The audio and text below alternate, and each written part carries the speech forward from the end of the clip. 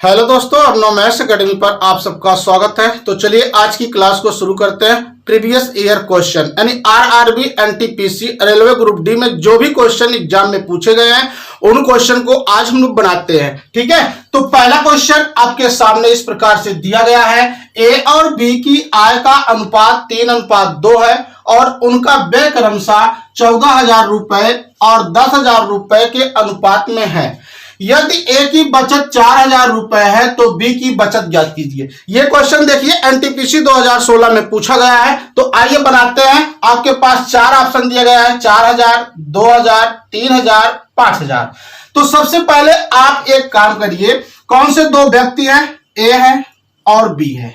ए और बी दो व्यक्ति हैं जिनके इनकम का रेशियो यानी आय जो दिया गया है, कितना दिया गया है?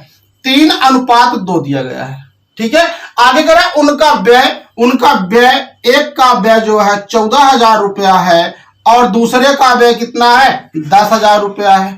यानी कि ए का खर्चा दिया 14,000 और बी का खर्चा दिया है 10,000। इसके बाद क्या बात कर रहा है? यदि ए की बचत 4,000 रुपया है, यानी आय हो गया, व्यय हो गया, इस बार आप क्या लिखेंगे? बचत लिखेंगे। ए की बचत दिया गया है 4,000 रुपया, तो आपसे पूछा जा रहा है कि बी की बचत ज्ञात कीजिए। सबसे पहले आपको यह बात पता होना चाहिए कि आय का मतलब क्या होता है। भाई आय का मतलब होता है कि अगर हम व्यय और बचत को जोड़ देते हैं तो आपको आय मिल जाएगा। ठीक है कि नहीं? यानी आपके क्वेश्चन में दिया हुआ है व्यय 14,000 रुपया ए के लिए, बचत 4,000 रुपया। अगर हम इन दोनों को प्लस कर दे तो 14 और 4 कितना हो जाएगा? 18,000 हो जाएगा। यानी ये आय के बराबर होगा कि नहीं? बिल्कुल हो जाएगा।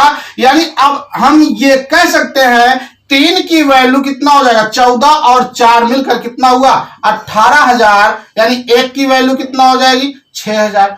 अगर 1 की वैल्यू 6,000 है तो इसका कितना हो जाएगा? बी की आय कितना हो जाएगा? 6 दूना 12,000 रुपया। और ए की आय कितना हो जाएगा? 6 तिया 18,000 रुपया। बट इनसे तो कोई मतलब नहीं हमको। हमसे ये क्वेश्चन में पूछा गया है कि ए की बचत 4,000 है तो बी की बचत ज्ञात कीजिए। तो बी की आय 12,000 रुपया है और बी का खर्चा 10,000 रुपया है। अगर इस 12,000 से 10,000 निकाल दे तो क्या हो जाएगा? बचत हो जाएगा। यानी कि बी की बचत 2,000 रुपए होगी। क्लियर है ना? आपको करना क्या था? सिर्फ आय समझना था। आय का मतलब यह होता है व्यय और प्लस बचत को अगर हम ऐड कर देंगे तो आय हो जाएगा। मतलब यह हुआ व्यय और बचत मिलाकर 14, 4, 18,000 हुआ। ये 18,000 ए की आय है। ए की आय का रेशियो 3 यूनिट दिया, मतलब 3 यूनिट का मान 18,000। तो 1 यूनिट का मान कितना हो जाएगा? 6,000 हो जाएगा। इस यूनिट के माध्यम से हमने निकाल लिया कि बी की जो इनकम है कितना हुआ? 12,000 और बी का जो खर्चा है कितना है? 10,000। आपसे बचत पूछ रहा है तो बचत आपका हो जाएगा 2,000। 12,000 से 10,000 आप निकाल देंगे। ठीक है, चलिए उम्मीद करता हूं आपको क्वेश्चन आ गया होगा। अगले क्वेश्चन की तरफ चलते हैं हम लोग। इस क्वेश्चन को समझते हैं। पी कार्य करने में क्यू से दुगना सक्षम है और क्यू एक काम को करने में 12 दिन लगाता है। यदि दोनों एक साथ काम करते हैं तो वह दोनों इस काम को कितने दिन में पूरा करेंगे? तो यह भी क्वेश्चन एनटीपीसी में पूछा गया है। ठीक है, तो आइए बनाते हैं। पी और क्यू दो लोग हैं, पी और क्यू। आपको क्वेश्चन में क्या बताया गया कि पी कार्य करने में क्यू से दुगना सक्षम है।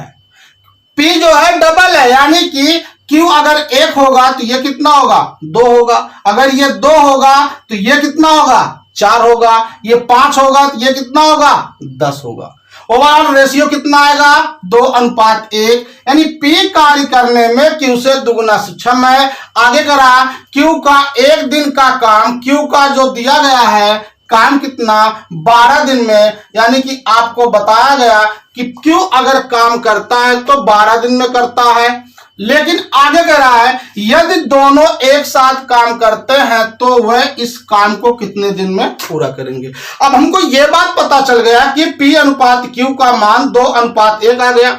Q काम को 12 दिन में करता है। तो आपसे पूछा गया कि P कितने दिन में करेगा, ये नहीं पूछा। आपसे ये पूछा कि अगर ये दोनों लोग मिल जाए तो काम कितने दिन में पूरा हो जाएगा। 4 ऑप्शन है आपके पास। तो तो आइए सबसे पहले आप ऐसे क्वेश्चन लगाने के लिए वर्क एंड टाइम में पूरा काम निकालिए। पूरा काम निकलेगा कैसे, देखिए क्यू कितने दिन में करता है, 12 दिन में, और क्यू का यहां रेशियो कितना है, 1, एक से गुणा कर दीजिए, इसका मतलब कितना हुआ, 12 काम हो गया। अब कह रहे बताओ दोनों मिल करके, अगर दोनों मिल जाएंगे, दोनों की क्षमता कितनी हो जाएगी, 2 और 1 मिलकर कितना हो जाएगा, 3, यानी पूरा काम में अगर हम इस 3 से भाग लगा देंगे तो आ जाएगा कितना, 4 दिन। यानी आपका आंसर आ चुका है, ऑप्शन नंबर सी बिल्कुल सही है।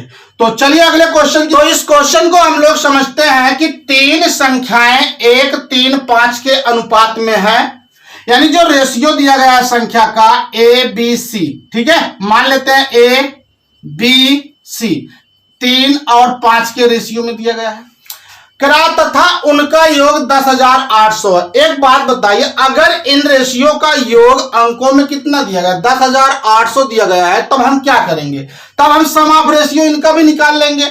मतलब यह हुआ कि अगर 10,800 दिया है इनका योग, तो इनका योग देखो 5, 3, 8, 1, 9, हम ये बात कह सकते हैं 9 की वैल्यू है 10,800। तो 1 यूनिट का मान निकालो, एक बार जाएगा, 9 दूंगा 18, कितना हो जाएगा, 1200 हो जाएगा।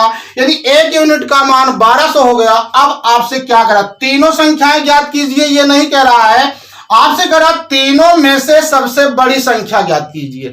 भाई जिसका रेशियो बड़ा होगा वही संख्या बड़ी होगी, तो कौन है, सी। हम 5 की वैल्यू निकाल लेंगे, 1200 से गुणा कर देंगे, कितना हो जाएगा, 6000। यानी कि आपका ऑप्शन बिल्कुल सी सही है। ठीक है, अगले क्वेश्चन की तरफ चलते हैं।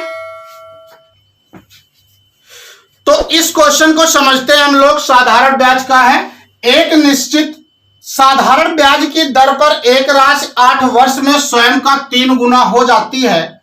समान ब्याज दर पर, यानी ब्याज जो इंटरेस्ट है समान है, समान ब्याज दर पर इसी राशि का 5 गुना होने में कितना समय लगेगा। तो आइए इस क्वेश्चन को हम लोग बनाते हैं बिल्कुल फास्ट तरीके से। आपको याद रखना है, गुना से संबंधित साधारण ब्याज के लिए होता है n1 minus 1 upon t1 equal to n2 minus 1 upon t2। इसका कहने का मतलब यह होता है n1 बराबर n2 क्या है, आपका गुना है। बस फर्क यह है कि n1 है तो पहला गुना, n2 है तो दूसरा गुना। t1 और t2 क्या है, आपका समय है। ठीक है, जो पहले दिया गया होगा वो पहला समय होगा, जो बाद में दिया गया है वो दूसरा समय हो जाएगा। तो आप बताइए, इसमें कहा एक राशि 8 वर्ष में स्वयं का 3 गुना, मतलब यह हुआ 3 गुना, n1 मिल गया, 3 गुना हो जा रहा कितने वर्ष में, 8 वर्ष में। आगे बताया कि ब्याज दर पर इसी राशि का 5 गुना, दूसरा गुना मिल गया, बट टाइम पूछ रहा है, तो लग गया हमारा क्वेश्चन। यानी पहले गुना 3 बोला तो मैंने 3 रखा, दूसरा 5 बोला तो 5 रखा, समय 8 था तो 8 रखा, t2 पता करना है। चारों में भाई 3 देगा, 1 पता करना होगा। तो आइए 3 से 1 निकालो, कितना आ जाएगा, 2, 2/8 होगा, यहां कितना हो जाएगा, 4 t2, मतलब ये 2, 4, 8 हो जाएगा, 4 से गुणा कर दो, t2 बराबर हो जाएगा 4 गुणा 4, कितना हो जाएगा, 16 वर्ष। यानी कि 16 वर्ष, ठीक है, 5 गुना जो धनराशि होगी वो कितने टाइम में हो जाएगी, 16 वर्ष में हो जाएगी। आपका ऑप्शन सी सही है। चलिए अगले क्वेश्चन की तरफ हम लोग, तो इस क्वेश्चन को समझते हैं हम लोग। यदि 16 upon a equal to 1 upon under root 0.5 है, तो a का मान ज्ञात कीजिए। तो चलिए बनाते हैं क्वेश्चन को। आप चाहें तो बहुत सारे स्क्वायर कर दीजिए, या तो आप स्क्वायर रूट निकाल लीजिए, वो तो आपके ऊपर डिपेंड करता है कैसे करना चाहते हैं। तो देखो ये हो जाएगा 16/a बराबर होगा 1/, अब देखो ये अंडर रूट में 0.25 है। मैं आपसे अगर एक बात पूछूं, भाई 25 का वर्गमूल कितना होगा, आप कहेंगे 5 होगा, बिल्कुल होगा। अब आप देखिए दशमलव कितने अंक पर है, 1, 2 अंक पे है, 2 का आधा कितना होगा, 1 अंक। कहने का मतलब मैंने 1 अंक पे लगा दिया दशमलव, यानी कि अंडर रूट 0.25 का वर्गमूल कितना हो जाएगा, 0.5। अब कुछ नहीं रह गया, आप इसका गुणा यहां कर दो, इसका यहां कर दो, यानी a बराबर हो जाएगा 16 गुणे 0.5, गुणा कर दो, 16 पंचे 80। अब देखो 1 अंक बाद पॉइंट है, पॉइंट लगा दो, इसका मतलब कितना हुआ 8, क्योंकि पॉइंट के बाद जीरो का कोई मतलब नहीं रह गया। तो इसका मतलब है ए का मान कितना हो जाएगा 8, जो कि आपका ऑप्शन ए राइट आंसर होगा। तो अगले क्वेश्चन की तरफ चलते हैं हम लोग। इनको समझते हैं भाई, दो नंबर है यानी दो संख्या है जिनका अनुपात दिया गया 7:12। यदि दोनों अनुपात में 7 जोड़ दिया जाए तो अनुपात 7:11 हो जाता है। तो छोटी संख्या ज्ञात करो। बहुत ही आसान तरीका है। तो देखो, अनुपात अगर 7:12 दिया गया है तो बाद में कितना हो जा रहा है, ये 7:11 हो जा रहा है। बट ध्यान देना कि दोनों में 7 जोड़ा गया है। ठीक है, आप पहले दोनों अनुपात को रखेंगे, उसके बाद नंबर्स को रखेंगे, क्या जोड़ा जा रहा है क्या घटाया जा रहा है। ठीक है, तो आपको करना है क्रॉस प्रोडक्ट का रूल फॉलो करना है। चलिए यहां से गुणा यहां करो, 12 गुणा 7 कितना होगा 84, 11 गुणा 7 कितना 77, 84 से 77 निकालिए कितना बचेगा 7 बचेगा। इसका गुणा इसमें करो, 11 7 77, ठीक है, 7 7 49, 11 7 77 कितना हो जाएगा 28 हो जाएगा। चाहे आप देखिए समान संख्या जोड़ा गया है, चाहे तो आप इसका अंतर ले लो, 11 से 7 निकालो कितना है 4, 4 का 7 में गुणा कर दो कितना हुआ 28। यानी हम ये बात कह सकते हैं 7 की वैल्यू 28 है तो 1 की वैल्यू कितना होगा 4। क्वेश्चन में आपसे पूछा है छोटी संख्या ज्ञात करो। भाई छोटी संख्या वही होगा जो रेशियो में छोटा होगा। छोटा कौन है, ये है कि ये 7 है। अगर 1 की वैल्यू 4 है तो 7 की वैल्यू कितना हो जाएगा भाई 4 से गुणा करो कितना हो जाएगा 28। तो आपका ऑप्शन कौन सा सही है, बी सही है। कल का आपसे ये पूछा होता बड़ी संख्या बताइए कितना हो जाता, अगर 1 की 4 है तो 12 का कितना हो जाता 48 हो जाता। आइए अगले को, तो इस क्वेश्चन को बनाते हैं। आइए हम लोग प्रॉफिट एंड लॉस का क्वेश्चन है। एक दुकानदार अपने सामान पर क्रय मूल्य से 25% अधिक अंकित करता है। ठीक है, यानी क्रय मूल्य जितना रहा होगा उससे ज्यादा 25% अंकित मूल्य बना रहा है, यानी एमपी आगे करा है, और अंकित मूल्य पर 25% की छूट देता है। यानी जो उसने अंकित किया उस पर भी 25% का छूट दिया, उसके बावजूद बताया जा रहा है तो कुल लाभ या हानि कितने प्रतिशत हुआ। अब इस क्वेश्चन में लाभ होगा या हानि होगा अब लगाने से पता चलेगा।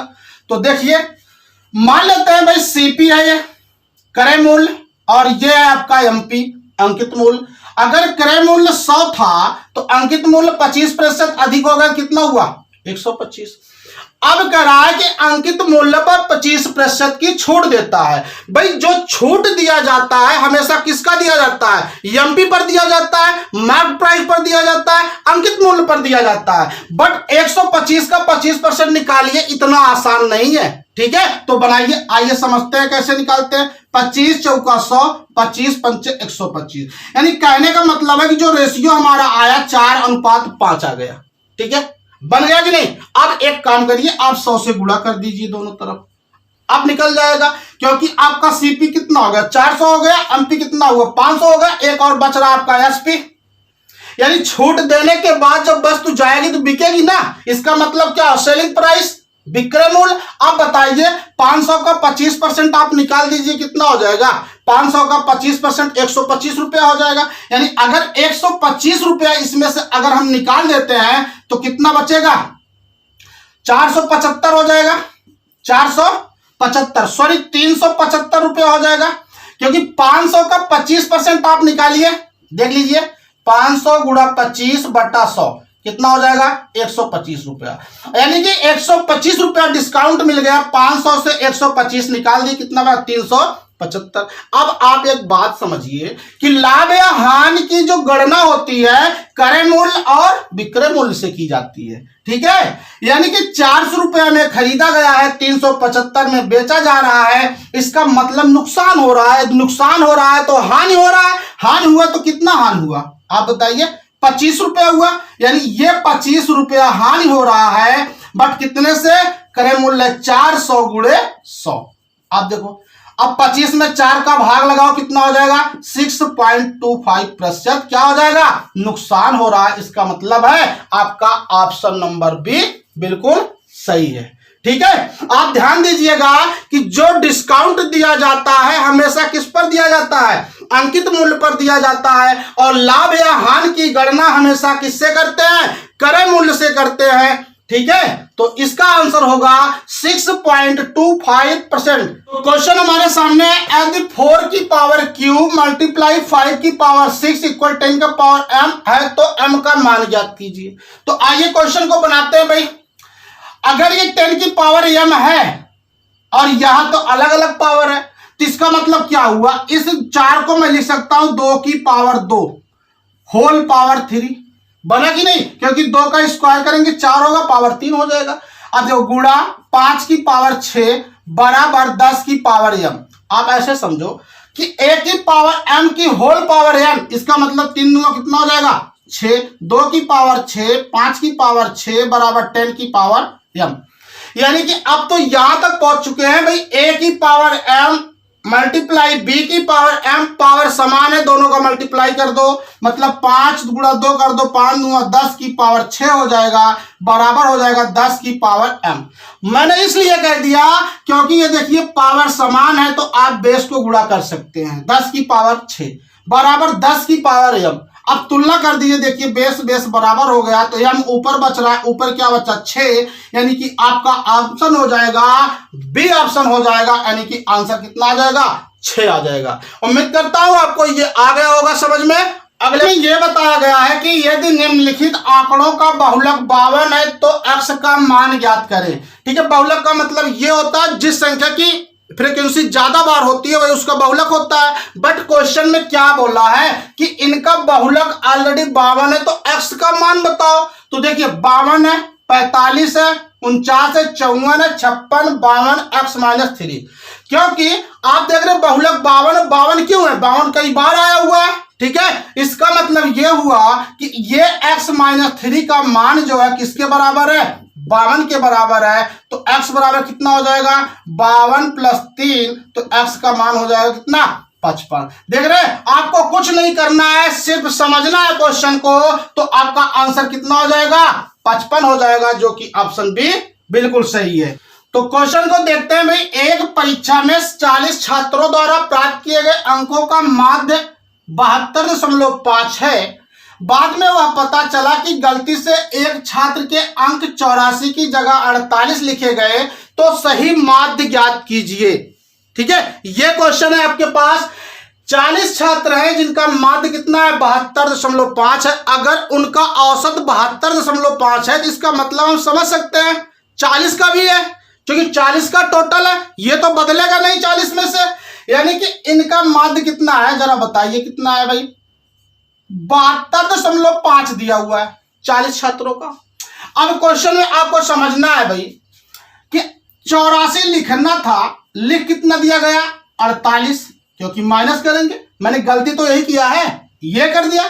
ठीक है, यानी जो आपको लिखना था वो प्लस होगा, जो आपने लिख दिया वो माइनस होगा। आप इनका अंतर निकालो, कितना कम पड़ रहा है, अभी 14 से 8 निकालो, कितना हुआ 6, 4, 3, 7, यानी कि 36 का फर्क आ चुका है। बट ध्यान देना, ये जो 36 आ रहा है कितने पे भारी है, 40 पर भारी है। तो चलिए काटते हैं भाई इसको, 4 से 10 बार जाएगा, 4 9 बार जाएगा, यानी 9 में भाग लगाएं कितना होगा 0.9। ये देखो प्लस में आ रहा है, तो यही इतना वैल्यू आप इसमें प्लस कर दीजिए 0.9, कितना हो जाएगा 14, 2 1 3 7 73.4 हो जाएगा। तो फाइनली आपका आंसर आ रहा है 73.4। आपको करना क्या था, जितना माध्य दिया गया है आपका वही होगा, सिर्फ आप इतने में कर लिए भाई। 84 लिखना था, मैंने प्लस 84 कर दिया, फिर माइनस लिख दिए क्योंकि गलती कर दिया गया था। ओवरऑल कितना फर्क पड़ा, 36 का प्लस में आ रहा, प्लस ज्यादा है, और ये 36 भाई सब पर भारी पड़ेगा, 40 पर भी पड़ेगा। ठीक है, 40 से आप भाग लगाइए, हम तो काट दिए भाई, 4 दाम 40, 4 9 36, कितना होगा 0.9। ये प्लस में है इसलिए यहां प्लस हो जाएगा, यहां यदि माइनस होता तो यहां आपका माइनस हो जाता। तो चलिए आज की क्लास यही तक। वीडियो को जितना आप लोग शेयर कर सकते हैं प्लीज शेयर करिए, अच्छा लगा हो तो वीडियो को लाइक करिए और हमारे इस चैनल को सब्सक्राइब जरूर कीजिए। Thank you.